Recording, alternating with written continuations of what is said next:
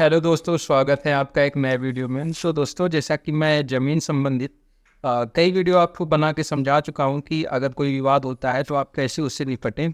अगर नहीं पता तो आप मेरे चैनल पे जाके आप देख सकते हैं। आज इस वीडियो में बात करने वाले हैं कि अगर ज़मीन विवाद है और उसमें मार पीट हो जाती है तो क्या कौन कौन सी धारा लगेगी और क्या क्या कार्रवाई की जाएगी। मान लीजिए आपकी ज़मीन है, कोई दबंग इंसान है आपसे मारपीट करता है, तो आप कैसे उसके ऊपर एक्शन लेंगे। इस वीडियो में तमाम चीज़ों पे हम बात करेंगे। अगर आप चैनल पे फर्स्ट टाइम आए, चैनल सब्सक्राइब कर लीजिएगा, वीडियो को लाइक करिएगा और ज़्यादा से ज़्यादा शेयर करिएगा। दोस्तों, होता क्या है, गांव देहात की अगर बात करें या शहर की बात करें, जैसे दो लोगों का खेत है इधर, मान लीजिए, ठीक है। उसके बाद क्या होता है कि ये खेत वाला, ये बंदा जो है, ये मान लीजिए मजबूत है आर्थिक रूप से, सामाजिक रूप से, लेकिन ये जो बगल वाले हैं ये थोड़ा सा कमज़ोर हैं। तो क्या होता है, कभी कभी इनके द्वारा इसकी ज़मीन का ऐसे ऐसे बढ़ाते हुए चले जाते हैं और इसके कहने पे ये इसको मार पीट देते हैं। यानी जो मजबूत पक्ष है, जो आर्थिक रूप से, सामाजिक रूप से मजबूत है, वो गरीबों की ज़मीन हड़पने का प्रयास करता है। और अगर वो प्रयास कर रहा है, उसको रोका जाता है, तो वो गरीबों से मारपीट करता है। तो अब जैसा कि आपको पता है कि नए कानून लागू हो चुके हैं हमारे 1 जुलाई से। बीएनएस लागू हो गया है आईपीसी की जगह। तो अब जो भी कार्रवाई होगी वो बीएनएस के तहत होगी। और इस सब चीज़ में बहुत अच्छी चीज़ें की गई है, क्योंकि नया कानून जो है वो पुरानी कानून में जो कमियां थी उसको ख़त्म किया गया है और नए कानून में नई नई अच्छी अच्छी बात जोड़ी गई है। तो दोस्तों, अगर मान लीजिए आपका कोई ज़मीन है, उस पर कोई अधिग्रहण करने आता है, कब्जा करने आता है, उस संबंध में आपसे मारपीट हो जाती है, मतलब आप उस ज़मीन के असली दावेदार हैं, बट वो व्यक्ति आपसे कब्जा करने आता है या फिर आपकी ज़मीन का कुछ दुरुपयोग करता है। आप जब उससे ये मना करते हैं तो वो आपको मारपीट कर देता है।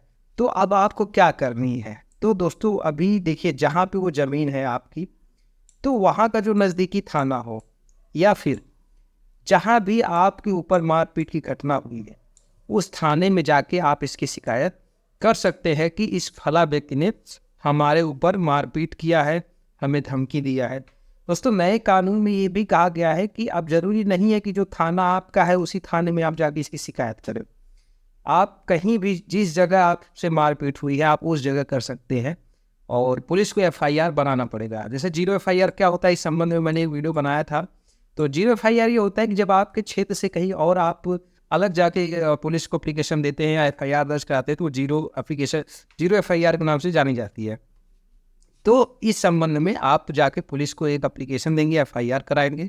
आप जब एफआईआर कराएंगे तो ये मामला चला जाएगा किसके पास, मजिस्ट्रेट के पास, ठीक है।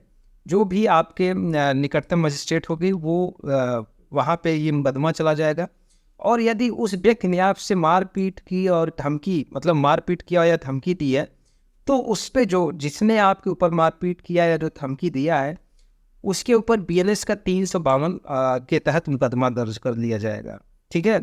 और इसी बीएनएस 352 की बात करूँ तो ये तो नए कानून में है। पुराने कानून में हमारा जो कि आईपीसी था, उसे 506 के तहत उसके ऊपर मुकदमा दर्ज होगा। इसमें सज़ा और जेल दोनों, मतलब सज़ा भी दी जाएगी और फाइन भी तगड़ा लगाया जा सकता है। अब मान लीजिए वो आप व्यक्ति जो है वो धमकी ही नहीं देता, बल्कि आपको, कहीं आप जाते हैं, आपको वो मारपीट करता है, ठीक है, आपको धारदार हथियार से मारने का प्रयास करता है या फिर आपको किसी भी तरीके से चोट पहुंचाता है, तो आप इसके संबंध में जब आप शिकायत करेंगे, मतलब मुकदमा दर्ज कराएंगे, तो इसके संबंध में जो मुकदमा दर्ज होगा वो आईपीसी के 323 के तहत, जो कि ये पुराना था, मैं बार बार बता दे रहा हूँ कि आईपीसी अब खत्म हो गया है, अब स्टार्ट हो गया उसकी जगह बीएनएस। अब सभी चीज़ें बीएनएस के तहत जारी होंगी, मतलब कुछ भी एक्शन लिया जाएगा वो बीएनएस के तहत।